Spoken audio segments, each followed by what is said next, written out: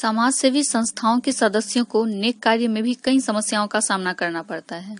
अब कल की ही बात है, 9 वर्षीय बच्चे का हीमोग्लोबिन स्तर 2.8 हो गया था, लेकिन जानकारी के अभाव में परिजनों को तनिक भी खतरे का आभास तक नहीं था। इससे जीवन रक्षक दरभंगा के सदस्यों को एक नई चुनौती का सामना करना पड़ा।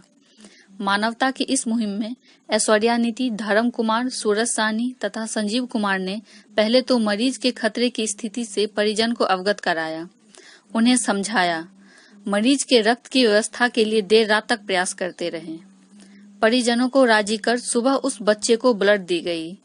धैर्य, संयम एवं प्राण रक्षा की जिद के कारण ही जीवन रक्षक के सदस्य इन परिस्थितियों में भी मदद कर पाते हैं। परंतु समाज में जागरूकता फैलाने की जरूरत है।